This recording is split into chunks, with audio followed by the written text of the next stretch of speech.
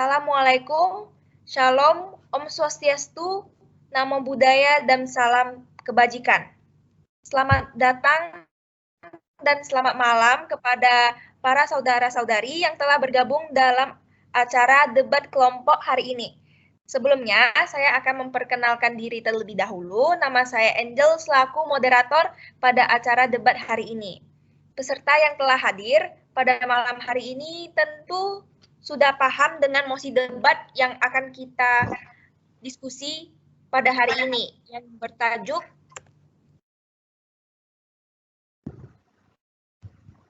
kejahatan dipengaruhi faktor agama atau mazhab spiritualis.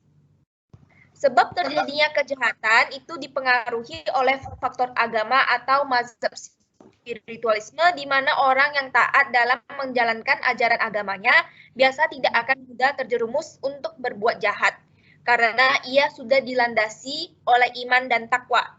Sebelum kita lanjut dalam inti acara hari ini, saya akan jelaskan beberapa alur dan aturan dalam debat. Alur perdebatan ada 3, yaitu sesi penyampaian statement. Sesi ini dibuka dengan opening dan tim kontra. Yang kedua ada sesi interupsi. Sesi ini akan dibuka langsung pembicara 3 setelah pembicara 3 atau dari tim pro dan tim kontra setelah atau tengah memaparkan statementnya. Yang ketiga, sesi penutupan. Sesi ini adalah sesi terakhir yang akan diakhiri dengan closing statement dari tim pro dan kontra. Opening statement, saya jelaskan sedikit. Opening statement adalah argumentasi pembuka topik perdebatan yang disampaikan oleh pembicara pertama, tim pro maupun tim kontra dengan alokasi waktu yang telah ditentukan nanti.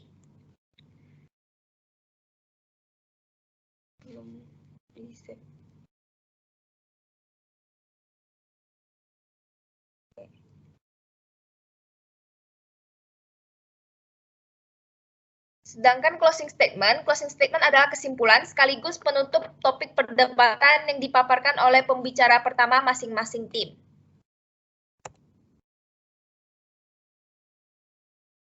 Aturan penyampaian argumen. Untuk aturan penyampaian argumen, urutan penyampaian argumen dan waktu setiap pembicara pada babak semifinal adalah selang-seling antara tim pro dan tim kontra.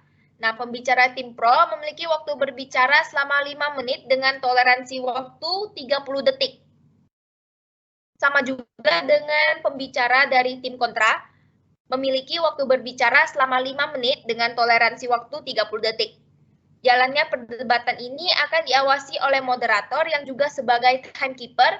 Oleh karena itu, moderator akan memberhentikan penyampaian argumentasi secara manual bila waktu penyampaian argumentasi telah habis. Aturan penyampaian interupsi. Pembicara diperkenankan untuk menyampaikan interupsi ketika pembicara tim oposisi telah selesai ataupun di pertengahan waktu menyampaikan argumentasi dengan menggunakan fitur raise hand terlebih dahulu dan dapat disampaikan ketika telah dipersilakan oleh moderator. Waktu maksimal untuk menyampaikan interupsi adalah 1 menit dengan toleransi waktu 30 detik setelah waktu yang diberikan telah habis, maka moderator akan menghentikan penyampaian argumen pembicara. Terima kasih. Apakah ada pertanyaan terkait dengan alur dan aturan dari perdebatan? Jika tidak ada, saya lanjutkan ke acara berikutnya. Acara inti hari ini akan kita buka dulu dengan sesi perkenalan diri dari masing-masing tim. Kepada tim kontra, boleh perkenalkan diri terlebih dahulu oleh ketua kelompoknya. Assalamualaikum warahmatullahi wabarakatuh. Salam sejahtera untuk kita semua. Terima kasih kepada moderator yang telah memberikan kami kesempatan untuk berkenalan.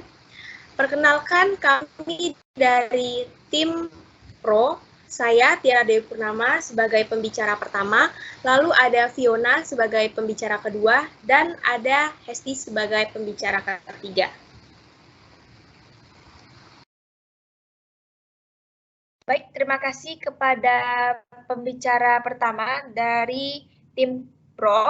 Sekarang marilah kita dengarkan perkenalan diri dari tim kontra. Kepada pembicara pertama tim kontra, kami persilakan. Selamat malam semuanya. Selamat malam kepada tim kontra. Terima kasih juga terhadap moderator yang mengizinkan saya berbicara, dan terima kasih untuk para hadirin yang datang pada hari ini. Izinkan saya sebelum mulai berdebat ini, saya akan memperkenalkan diri beserta teman-teman saya. Kami dari tim kontra, saya sebagai pembicara pertama, Abigail Natalia, yang bertugas sebagai untuk memaparkan garis-garis besar yang akan menjadi mosi malam kita hari ini. Dan saya juga yang bakalan menyimpulkan apa yang akan kami jelaskan melalui Rivaldo dan Nadia Carolina. Dan saya di sini tidak sendiri, saya bersama Nadia sebagai pembicara kedua yang bertugas untuk menguatkan statement kami dan berfungsi untuk menyangga daripada tim Pro, dan ada Rivaldo juga yang berfungsi sama seperti Nadia Carolina untuk menguatkan statement dan memaparkan poin-poin yang akan kami jelaskan. Sekian daripada saya, terima kasih.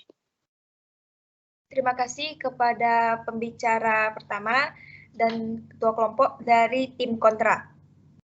Baiklah, sekarang kita akan lanjut ke inti acara hari ini, yaitu perdebatan. Nah, debat kelompok ini akan dibuka dulu oleh opening statement dari tim Pro. Kepada pembicara pertama tim Pro, waktu dan tempat kami persilakan. Baik, terima kasih moderator. Dalam kesempatan kali ini, kami tim Pro akan memaparkan terkait dengan topik sebab-sebab terjadinya kejahatan karena dipengaruhi oleh faktor agama, mazhab spiritualis.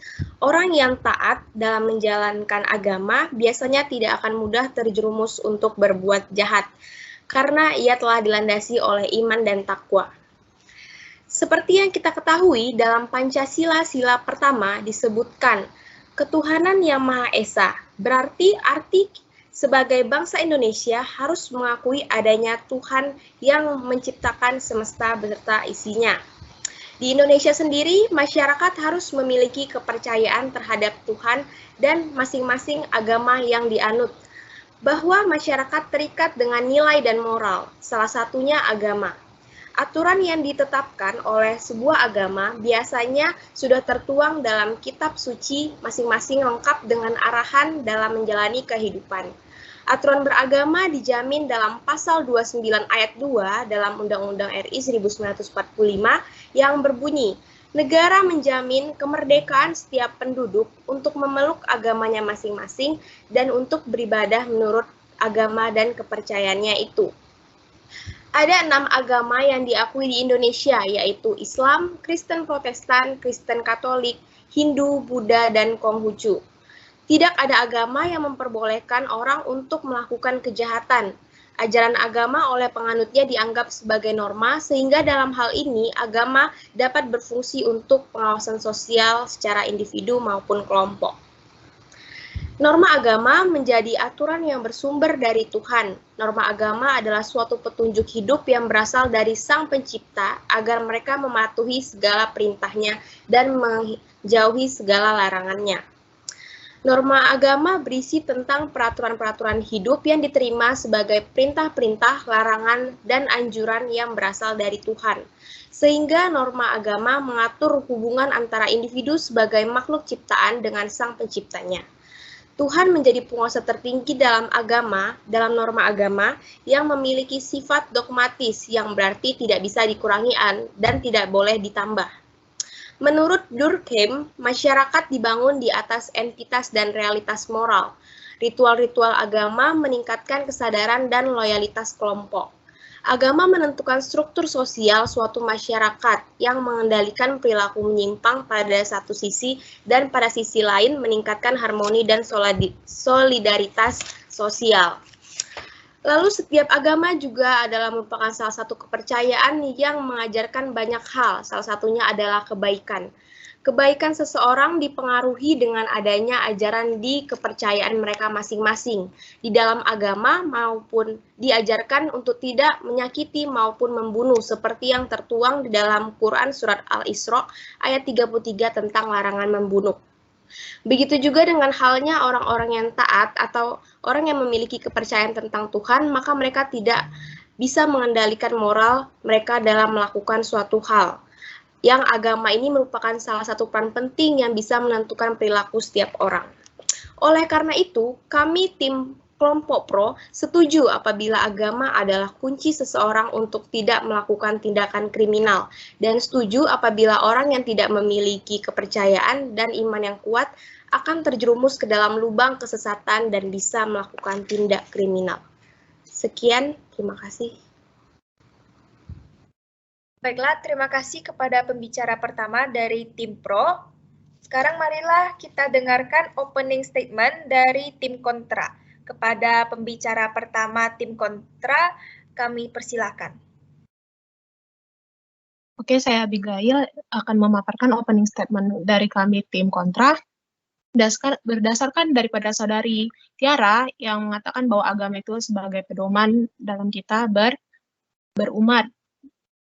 Dengan itu kami menyatakan bahwa bagaimana mungkin agama itu bisa menjadikan suatu pedoman dalam kita hidup bersehari-hari, dalam kehidupan berumat kita. Apakah dengan seseorang melakukan banyak kebaikan, bakal otomatis dirinya menjadi baik dan tidak berbuat sesuatu kejahatan? Kami dengan ini menyanggah, karena bahwa arti daripada kejahatan adalah suatu perbuatan yang buruk, yang berasal dari kata jahat, yang memiliki arti sangat tidak baik, sangat buruk, sangat jelek. Bahkan secara yuridis itu kejahatan itu dikatakan sebagai perbuatan yang melanggar hukum tertulis atau yang melanggar undang-undang. Nah, menurut Suetius Reid itu menyatakan bahwa kejahatan itu suatu perbuatan yang disengaja ataupun kelalaian. Dan dia juga menuliskan beberapa teori. Ada 4 teori yang bisa saya paparkan pada malam hari ini, yaitu yang pertama, kejahatan itu timbul karena satu teori biologis. Teori biologis ini seperti katanya biologis, yaitu tentang faktor-faktor fisiologis, struktur jasmanianya sejak dia lahir, melalui gennya atau keturunannya. Contohnya saja, misalnya dia cacat bawaan yang berkaitan dengan sifat-sifat kriminal serta penyakit mental. Jadi kemungkinan besar orang yang berpenyakit mental makin gampang untuk melakukan suatu kejahatan daripada orang yang sudah dilahirkan sejak awal itu dalam keadaan sehat atau normal pastinya. Yang kedua ada teori psikogenesis yang mengatakan bahwa perilaku kriminalitas itu timbul karena faktor intelijensinya, cirinya, kepribadiannya. Jadi contohnya saja, misalnya jika psikogenesis ini berarti ke psikologisnya ya. Jika seseorang itu misalnya lebih lagi dalam tekanan, kita ambil contoh, misalnya saya hari ini merasa kekurangan, merasa hari ini tidak ada uang untuk besok. Jadi saya tertekan karena saya memikirkan besok saya hidupnya seperti apa ya. Saya dapat uang dari mana untuk makan, bagaimana saya bakalan menghidupi anak dan istri-istri saya. Karena itu, karena dia tertekan, karena dia nggak tahu dia mau melakukan apa untuk mencari uang itu, akhirnya dia melakukan suatu kejahatan. Bisa jadi dia menjamret, bisa jadi dia melakukan pencurian, dan bahkan bisa membunuh seseorang untuk hanya mendapatkan uang. Banyak sekali kan kasus-kasus yang dapat kita lihat di televisi ataupun di sekitaran kita, karena hanya uang saja dia itu melakukan suatu kejahatan yang keji. Terus yang ketiga ada teori sosiogenesis, yang menjelaskan bahwa penyebab tingkah laku jahat itu murni karena sosiologis atau sosial psikologisnya, atau daripada peranan sosial dan status sosialnya. Di mana di sini lebih ke pengaruh lingkungan atau gimana dia cara berinteraksinya. Misalnya jika dia ikut-ikutan ke geng motor atau dia ke geng-geng narkoba, pasti dia otomatis akan melakukan hal yang serupa. Nggak mungkin kan kalau misalnya orang yang suka geng motor itu taat beribadah, sering beribadah gitu ya, sering berdoa, itu sangat dijarangkan banget, bahkan tidak ada. Pastinya dia bakal melakukan kejahatan seperti begal ataupun menjamret atau melakukan hal-hal yang merugikan masyarakat pastinya. Nah, yang terakhir ada teori subkultural delinquency, yang dimana bahwa perilaku jahat itu bersumber dari sifat-sifat struktur sosial dan pola budaya yang khas dari lingkungan dan masyarakat. Ini contohnya itu seperti antara kota dan desa, yang dimana tingkat di kota itu pastinya tingkat kriminalitasnya itu bakalan lebih tinggi daripada yang ada di desa. Kenapa? Karena yang pertama dari penduduknya yang banyak, terus dari jenis mata pencariannya. Kan di kota itu nggak semua orang banyak punya pekerjaan. Jadi meningkatkan kita untuk berbuat jahat. Jadi saya dapat menyimpulkan bahwa kami sebagai tim kontra menyanggah untuk ini, karena masih banyak pada hari ini orang yang bahkan tiap hari beribadah itu dia suka mencuri, bahkan membunuh sesamanya sendiri. Bukannya saya menyalahkan bahwa agama itu sebagai moto dalam kita bertindak sehari-hari, namun dari jawaban saudari Tiara bahwa agama ini seperti tolak ukur dalam kita melakukan sesuatu. Terima kasih.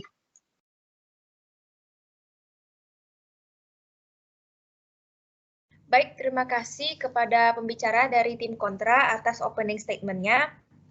Marilah kita mendengarkan argumentasi dari pembicara kedua dari tim pro. Kepada pembicara kedua tim pro, kami persilakan. Baik, terima kasih kepada moderator.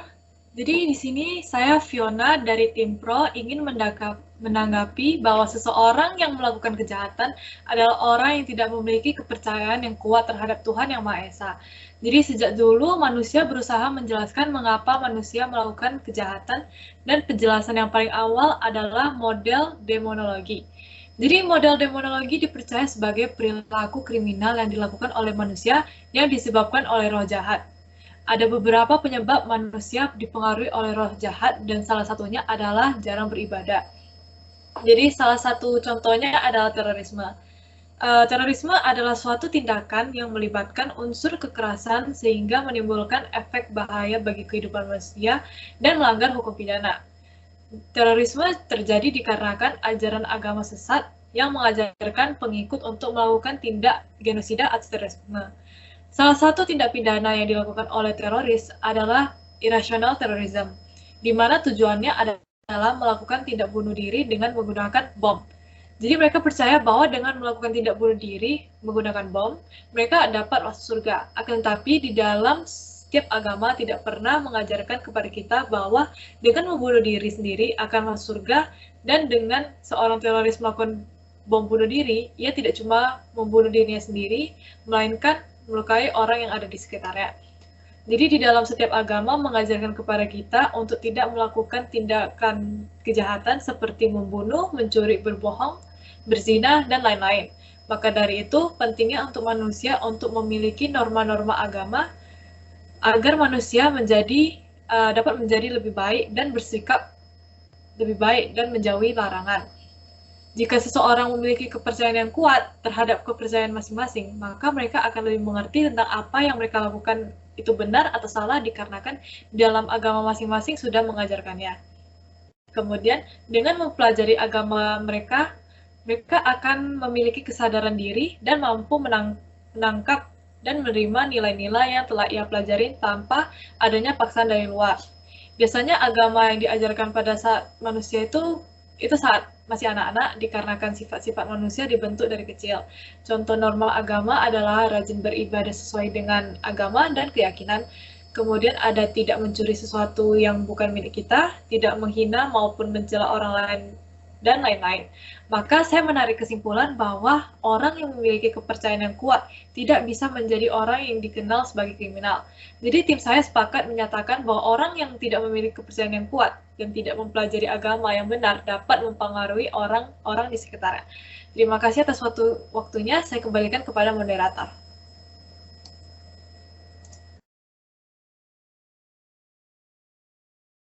Baik, terima kasih kepada pembicara kedua dari tim Pro.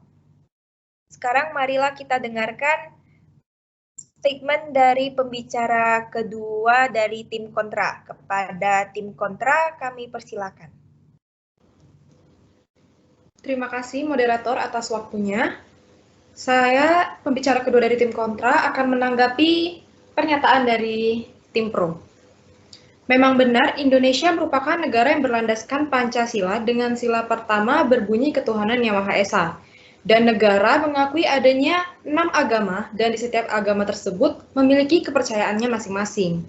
Namun, kami dari tim kontra menyatakan hal yang dikatakan oleh kelompok pro itu sangat kontradiktif. Kita bisa melihat secara faktanya, banyak sekali orang-orang yang beragama melanggar aturan yang sudah diundang-undangkan. Salah satu contoh yang kelompok kami ambil adalah di mana ada seorang yang dikatakan sebagai orang yang memiliki pendidikan tinggi tentang ilmu agama, melakukan tindak kriminal pencabulan terhadap korbannya, dan melanggar pasal 82 ayat 1 Undang-Undang Perlindungan Anak. Dari kasus tersebut, kita dapat melihat bahwa faktanya agama tidak menjadi acuan seseorang itu taat akan aturan yang telah berlaku dan tidak terjerumus melakukan tindak kriminal. Terima kasih. Saya kembalikan kepada moderator. Baiklah, terima kasih kepada tim kontra. Selanjutnya, marilah kita beralih ke pembicara ketiga dari tim pro. Kepada pembicara ketiga dari tim pro, waktu dan tempat saya persilakan.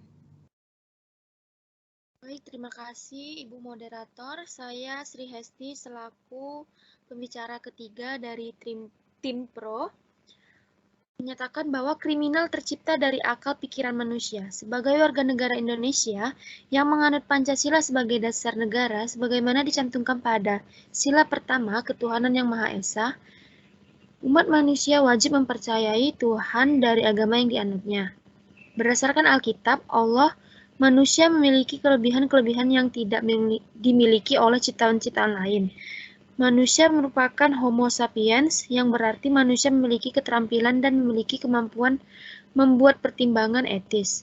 Sebagaimana dijelaskan, Allah menciptakan manusia dengan kehendak bebas, kemampuan untuk memilih. Dalam artian, ketika manusia menjalankan tugas dan tanggung jawabnya, manusia diberikan kehendak bebas oleh Allah untuk melakukan segala sesuatu menurut kehendak manusia. Namun, kehendak bebas yang dimiliki manusia bukan berarti kehendak bebas yang tidak dimiliki oleh peraturan Allah, melainkan kebebasan kebebasan manusia yang memiliki tetap di bawah aturan yang diberlakukan Allah. Aturan diberikan Allah kepada manusia yaitu dalam Kejadian 2 ayat 16 dan ayat 17.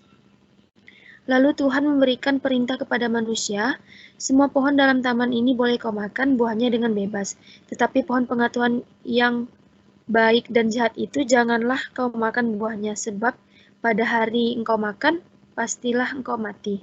Dalam kebebasan manusia untuk menguasai seluruh ciptaan yang ada di dalamnya, terdapat aturan yang diberikan Tuhan Allah untuk manusia taati. Secara sederhana, dapat dipahami bahwa kebebasan manusia menggunakan kehendak bebasnya dituntut juga untuk mengikuti peraturan dari Tuhan Allah. Berdasarkan Al-Quran, manusia diberikan akal pikiran untuk beriman dan bertakwa kepada Allah Subhanahu wa Ta'ala. Dalam agama Islam dikenal dengan akhlak atau perilaku, yang dimana Islam sendiri mengajarkan kebaikan dan toleransi. Akhlak mulia yang diberikan Al-Quran memberi petunjuk tentang sikap dan sifat ketundukan manusia terhadap seruhan Tuhan yang diperkuat dengan kemampuan akalnya. Dengan kata lain, kebaikan akhlak adalah kebaikan yang disandarkan kepada petunjuk syara dan akal sehat manusia sekaligus. Berawal dari akal manusia dapat berbuat jahat. Berawal dari akal manusia dapat berbuat jahat dan dapat juga berbuat baik.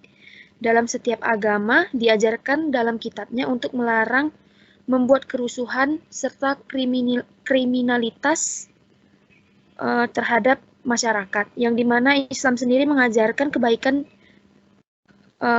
untuk tidak melakukan kriminalisasi.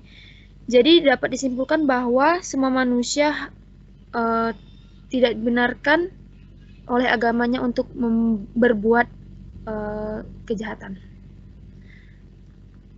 Baik, terima kasih. Saya kembalikan kepada moderator.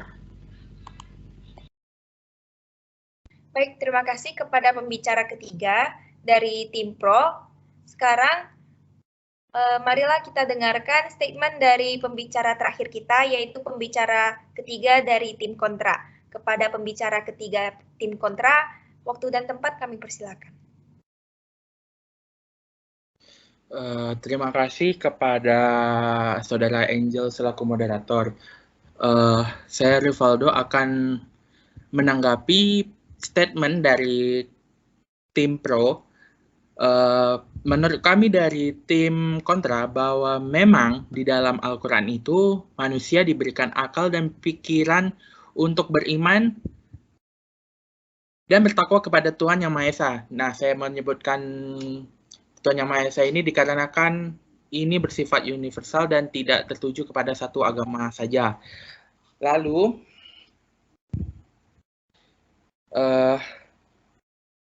namun terkadang ada beberapa manusia yang beriman dan bertakwa kepada Tuhan justru bisa dikatakan sering melakukan kejahatan, baik secara sengaja maupun tidak disengaja. Seperti contohnya yang pertama itu adalah terorisme. Nah, mereka telah mengimani agamanya dengan baik, namun mereka berjihad dengan cara yang salah, yaitu dengan membunuh diri mereka sendiri dengan bom.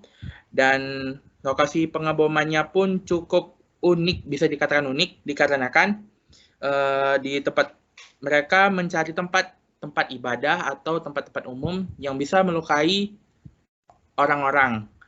Selanjutnya, contoh kasus kedua yaitu contoh kasus yang baru-baru ini terjadi, yaitu penangkapan seorang artis inisial NR dikarenakan kasus narkoba. Nah, NR ini sendiri beserta suaminya itu sudah bisa dikatakan sudah menjadi seorang haji dan hajah gitu. Maka dari itu menurut saya, menurut kami pribadi sebagai tim kontra itu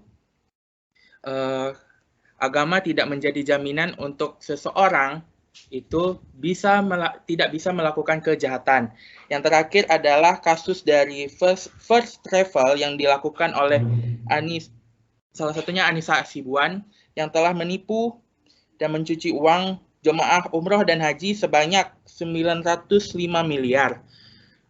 Nah, dari Anissa Hasibuan ini adalah seorang yang istilahnya dengan cover yang berhijab. Jadi menurut saya itu tidak bisa dikaitkan dengan agama juga. Dan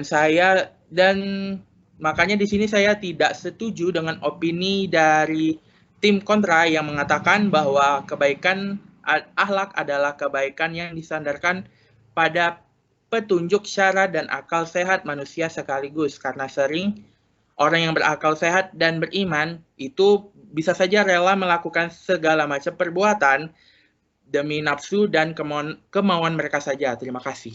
Saya kembalikan kembali ke Ibu Moderator. Terima kasih kepada pembicara ketiga dari tim kontra. Sekarang kedua tim sudah menyampaikan statementnya. Nah, apabila ada interupsi, boleh menggunakan fitur raise hand. Adakah ada yang mau menyangga? Oke. Kepada pembicara Fiona, dipersilakan untuk menyampaikan sanggahannya. Baik, terima kasih moderator. Di sini saya mau menyanggah argumentasi dari saudara Rivaldo tentang terorisme. Jadi benar seperti apa yang kata Rivaldo bahwa seorang teroris taat dengan ajarannya, akan tetapi dapat melakukan tindak pidana yang seperti ketahui. Jadi terorisme terjadi dikarenakan ajaran agama sesat. Di sini saya saya dari tim Pro ingin mengatakan bahwa jika seorang mempelajari agama yang dengan baik dan benar, menghindari larangan dan bersikap lebih baik. Begitu saja.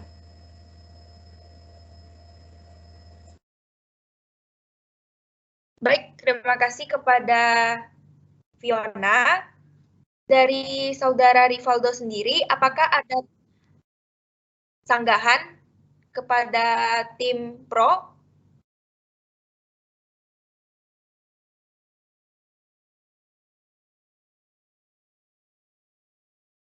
Bisa diulang tadi agak putus-putus. Kepada saudara Rivaldo, apakah ada tanggapan atau sanggahan balik kepada tim Pro? Bisa diulang nggak ya tadi statement dari Pro agak putus-putus tadi, kurang kedengeran. Kepada tim Pro, apakah boleh diulang statementnya? Oke, baik. Jadi di sini saya dari tim Pro ingin menyanggah argumentasi saudara Rivaldo tentang terorisme. Jadi benar seperti apa yang kata Rivaldo bahwa seorang teroris taat dengan ajarannya, akan tetapi masih melakukan tindak pidana. Jadi seperti yang kita ketahui, terorisme terjadi itu dikarenakan ajaran agama yang sesat. Maka dari itu, saya dari tim Pro ingin mengatakan bahwa jika seseorang mempelajari agama dengan baik dan benar, maka mereka dapat menghindari larangan seperti pidana dan bersikap lebih baik. Segitu aja. Baiklah, kepada saudara Rivaldo, apakah bisa ditangkap dengan baik?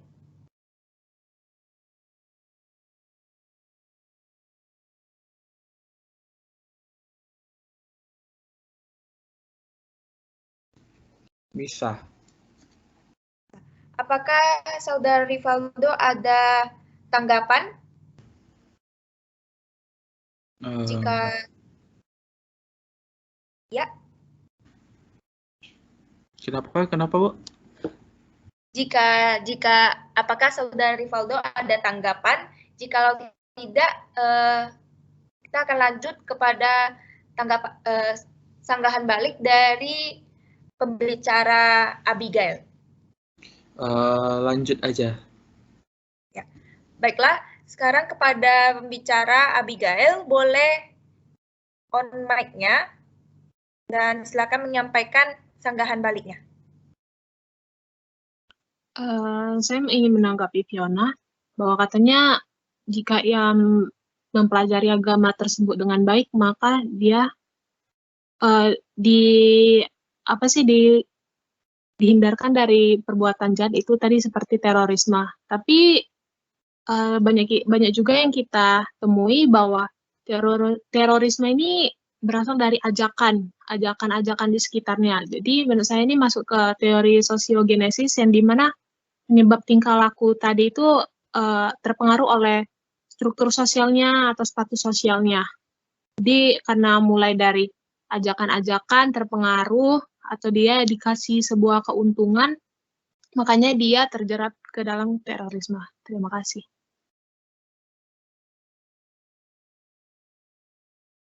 Baiklah, terima kasih kepada pembicara dari tim kontra. Dari tim pro, apakah ada yang mau memberi tanggapan atau sanggahan balik kepada tim kontra?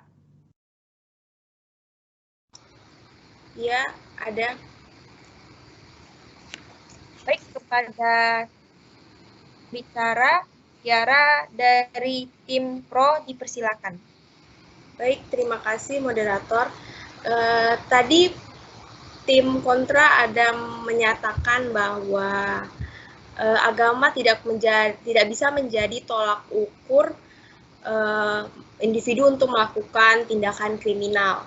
Karena ada juga individu yang melakukan tindakan kriminal tetapi ia telah memiliki kepercayaan agamanya. Jadi di sini kami tim Pro menjelaskan berdasarkan artikel yang berjudul Scientific Clinical Hypnotherapy oleh ahli Adi Gunawan dari Institute of Mind Technology.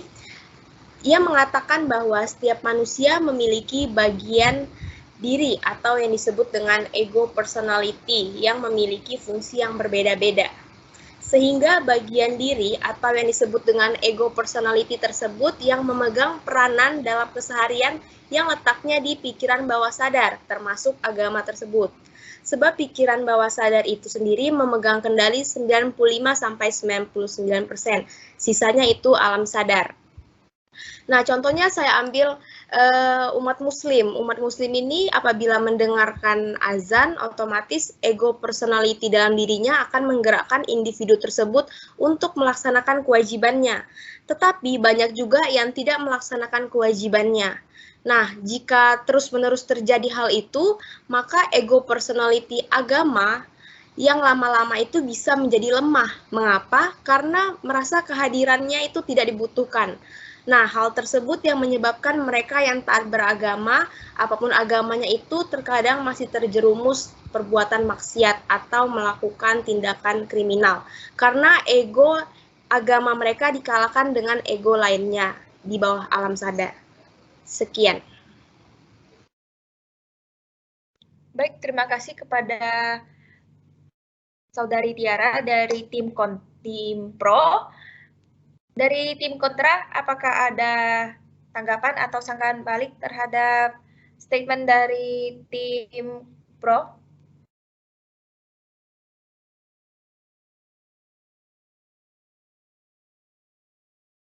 Kepada tim kontra, apakah ada sanggahan balik atau tanggapan terhadap statement dari tim Pro?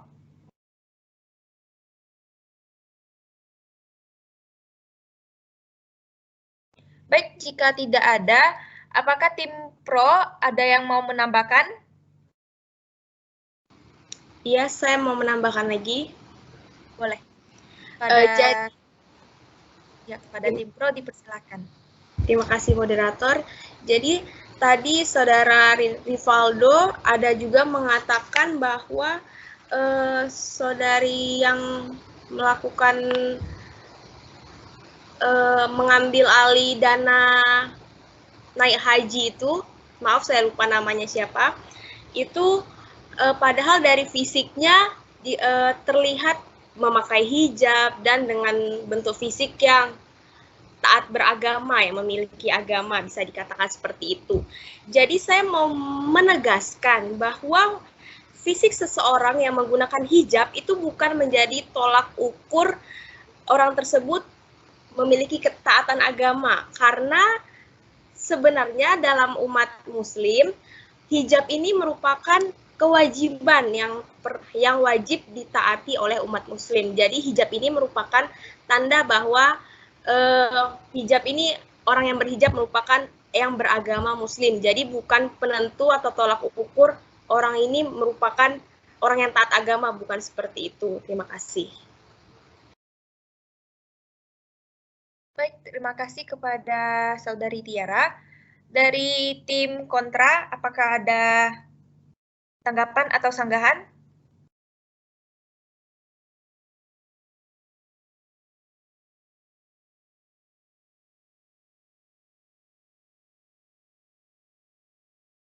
Kepada tim kontra, apakah ada tanggapan atau sanggahan?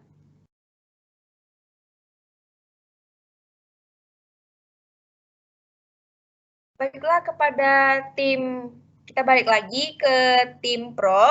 Tim Pro, apakah ada tanggapan atau sanggahan terhadap statement dari pembicara-pembicara di tim kontra?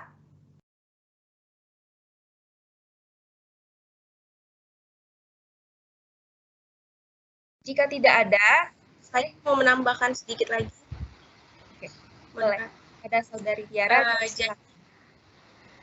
Jadi apabila tadi ada yang menyinggung individu yang melakukan tindakan seperti orang yang memiliki mental atau orang yang memiliki psikologis di dalam tubuhnya, itu berarti termasuk the mentality abnormal kriminal, yaitu orang yang kejahatan yang dilakukan oleh orang yang menderita penyakit kejiwaan. Nah, pasti orang tersebut tidak memiliki kepercayaan agamanya, maka orang tersebut tidak termasuk ke dalam orang yang memiliki kepercayaan agama, terkecuali orang yang memiliki penyakit mental, psikologis, dan yang lain sebagainya.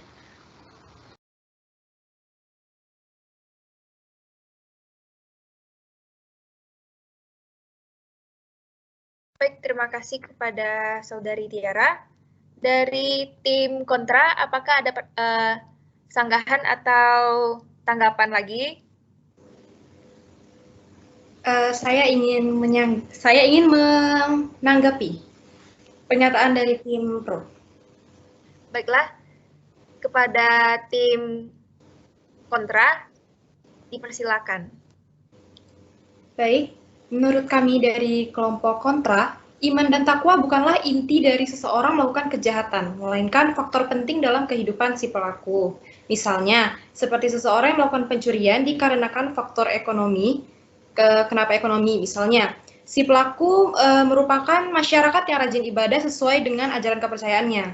Namun ternyata dia mencuri, karena kalau dia tidak mendapatkan uang hari ini, maka dia tidak bisa makan dan akan mati kelaparan. Oleh karena itu, iman dan takwa tidak bisa dijadikan acuan seseorang tidak melakukan kejahatan, dan suatu tindak kejahatan bersifat abstraktikal, yang dimana bisa datang kapanpun dan dari siapapun. Terima kasih. Baiklah, terima kasih kepada Saudari Nadia atas tanggapannya.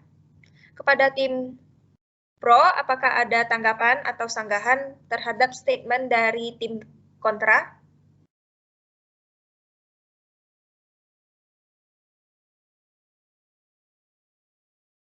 Baik, sepertinya tidak ada tanggapan atau ya. Jadi, menurut Edwin H. Sutherland, seorang ahli hukum, di dalam bukunya yang berjudul The Principle of Criminology, mengatakan bahwa perilaku kriminal merupakan perilaku yang dipelajari dalam lingkungan sosialnya. Berarti dapat kita pastikan lingkungan yang penuh dengan ajaran agama yang minim akan dapat membentuk suatu kejahatan karena tahu perbuatan tersebut dilarang. Sekian. Baik, terima kasih kepada Saudari Tiara atas tanggapannya.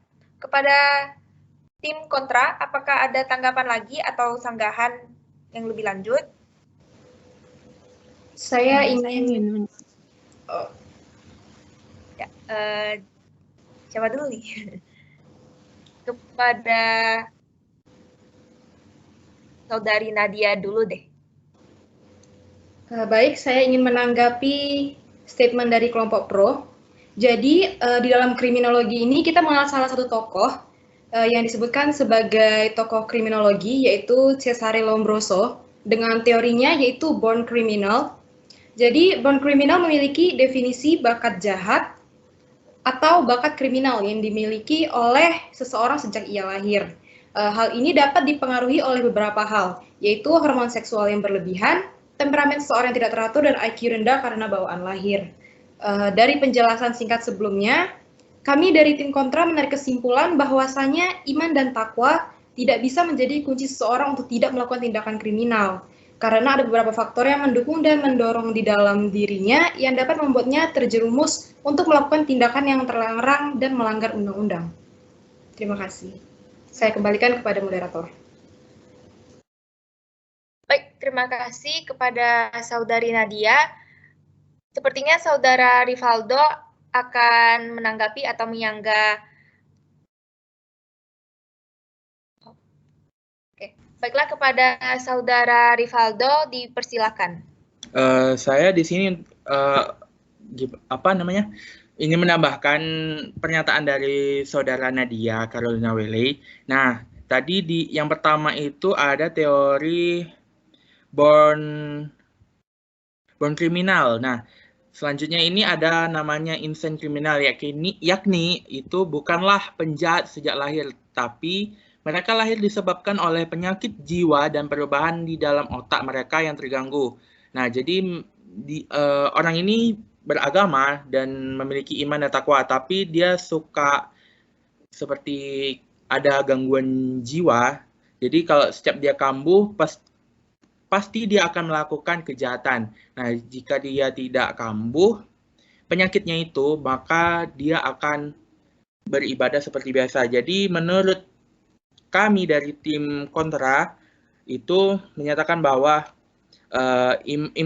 iman dan takwa ini bukanlah kunci seseorang untuk tidak melakukan kejahatan, dan dikarenakan juga ada yang disebut insane kriminal, dan itu seperti ada gangguan.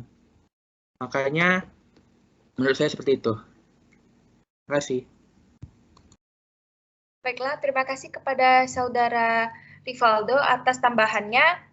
Kepada Saudari Sri Hesti Mulia, apakah ada tanggapan atau sanggahan?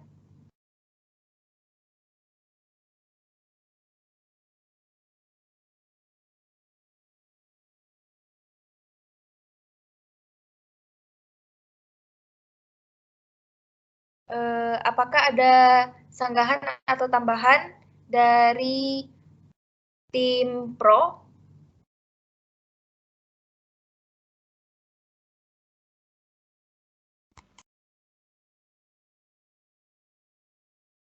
Atau ada tambahan lagi dari tim kontra?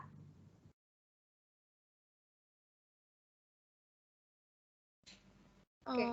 Halo. Baik. Ya, Saudari Sri Hesti sudah terdengar.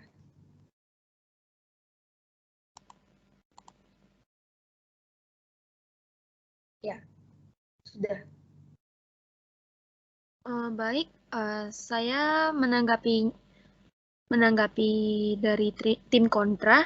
Jadi dalam kriminal itu ada yang namanya the mentally abnormal criminal, yang dimana kejahatan yang dilakukan oleh orang yang menderita penyakit kejiwaan, atau orang yang dalam mental tidak termasuk dalam memiliki kepercayaan. Jadi kayak misalnya kayak ODGJ gitu loh. Orang dalam gangguan jiwa.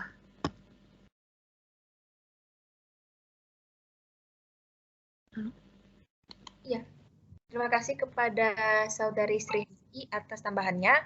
Kepada tim kontra, apakah ada tambahan? Yang kepada Saudari Nadia, boleh menyampaikan tambahan atau sanggahannya. Baik, terima kasih moderator. Saya ingin menanggapi sekaligus menambah statement saya yang sebelumnya.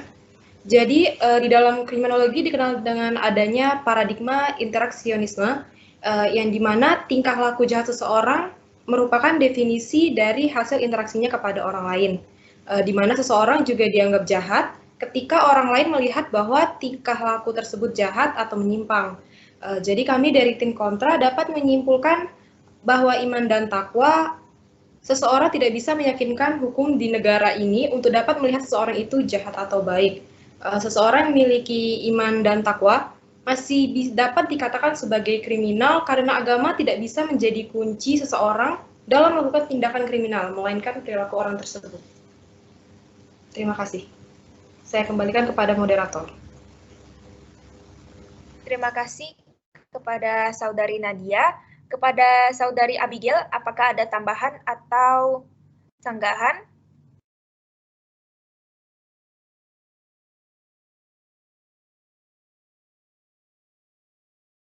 Kepada Saudari Abigail? Ya. Oke, saya ingin menanggapi bahwa berarti tadi Hesti itu menyatakan bahwa psikologi itu mempengaruhi.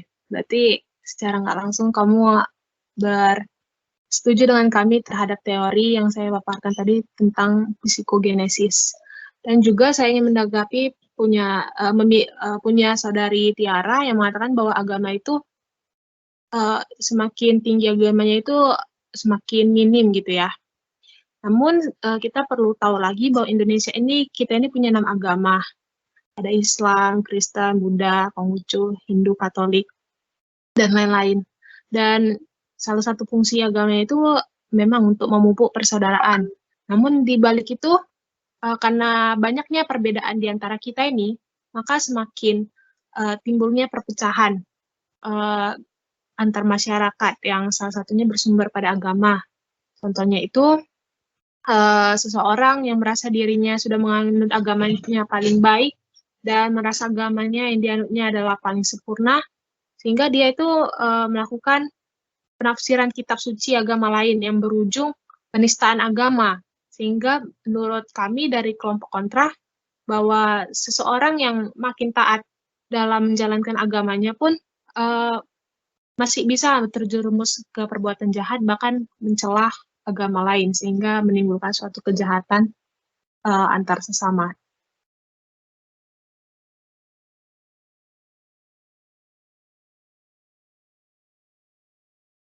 Baiklah, terima kasih kepada Saudari Abigail. Kepada Saudari Hesti, apakah ada tanggapan?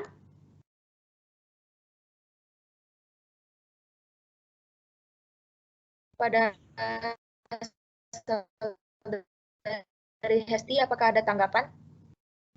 Segitu dulu, Ibu Moderator. Oke, baik. Tadi kepada Saudara Rivaldo, apakah ada tambahan? Ya, jadi saya ingin menyimpulkan bahwa seseorang yang beragama, beriman, dan istilahnya dia rajin beribadah dan segala macamnya itu tidak bisa lepas begitu saja terhadap hukum. Maka dari itu terkadang memang ada beberapa orang yang sudah beriman, bertakwa, tapi dikarenakan kondisi lingkungan yang memungkinkan dia untuk melakukan kejahatan, maka dia bisa melakukan kejahatan itu. Terima kasih. Baik, terima kasih kepada Saudara Rivaldi. Kepada tim Pro, apakah ada tanggapan lagi?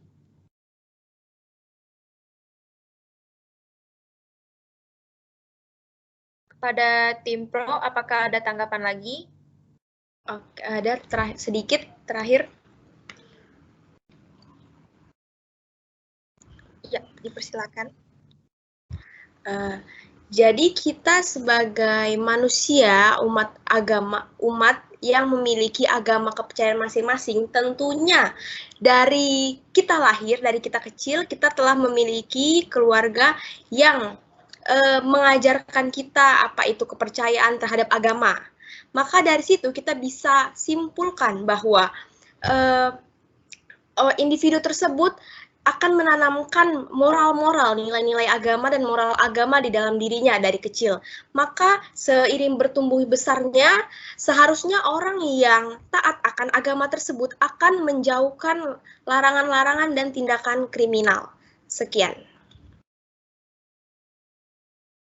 Baik, terima kasih kepada tim Pro.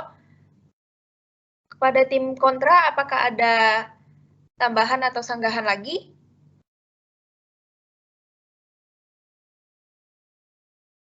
Sepertinya tidak ada. Kepada tim Pro, apakah ada tambahan lagi? Ya. Sepertinya sudah cukup sampai di sini sesi sanggahannya.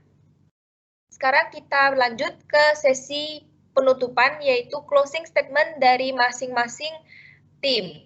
Kepada pembicara pertama dari tim Pro, dipersilakan untuk menyampaikan closing statement-nya. Baik, terima kasih kepada moderator. Kami sebagai tim Pro, dari hasil materi yang telah kami paparkan terkait topik sebab-sebab terjadinya kejahatan karena dipengaruhi oleh faktor agama, yaitu mazhab spiritualis, di mana orang yang taat dalam menjalankan agama biasanya tidak akan mudah terjerumus untuk berbuat jahat, karena ia telah dilandasi iman dan takwa. Maka dapat kami simpulkan bahwa semakin jauh hubungan seseorang dengan ajaran agama yang diperlukannya, maka semakin besar kemungkinan untuk melakukan suatu tindak kejahatan. Seseorang yang selalu taat dalam menjalankan ajaran agamanya biasanya tidak akan mudah terjerumus untuk berbuat jahat, karena ia telah dilandasi oleh iman dan takwa. Pada dasarnya juga semua agama melarang pemeluknya untuk melakukan kejahatan. Oleh karena itu, agama merupakan penangkal yang ampuh untuk mencegah kejahatan. Maka dari ini kami Tim Pro menyimpulkan bahwa kami setuju terhadap individu yang melakukan kejahatan bukan berarti individu yang memiliki agama yang taat. Sekian, terima kasih. Baik, terima kasih kepada pembicara dari Tim Pro. Kepada pembicara dari tim kontra, dipersilakan untuk memaparkan closing statement-nya. Jadi yang bisa kami paparkan dari statement yang sudah kami jelaskan adalah bahwa agama itu memang baik. Agama itu mengajarkan untuk tidak menyakiti siapapun atau tidak untuk melakukan kejahatan. Tapi itu bukan sebagai tolak ukur dalam kita melakukan kegiatan sehari-hari. Bukan berarti dengan kita agamanya yang paling semakin kita mengerti agama, kita itu dia jauhkan daripada perbuatan jahat. Kami lebih memilih untuk memilih 4 teori tadi yang sempat dipaparkan, yaitu teori biogenis, psikogenis, kemudian sosiogenis, dan terakhir adalah subkultural delinquency. Karena pada dasarnya juga bukan tentang agama saja, karena ada faktor-faktor lain yang menimbulkan suatu kejahatan. Itu seperti tadi dari kelompok pro ataupun kontra ada menyebutkan tentang psikologis ataupun latar belakang sosialnya gitu. Mungkin itu saja. Sekian daripada kelompok kami. Terima kasih. Baiklah, terima kasih kepada pembicara dari tim kontra. Kita telah sampai pada penghujung acara hari ini. Terima kasih kepada Pak Tantimin selaku dosen pembimbing pada ujian tengah semester pendek kali ini. Terima kasih kepada peserta-peserta yang telah hadir dan telah berpartisipasi dalam debat kelompok ini. Sampai ketemu.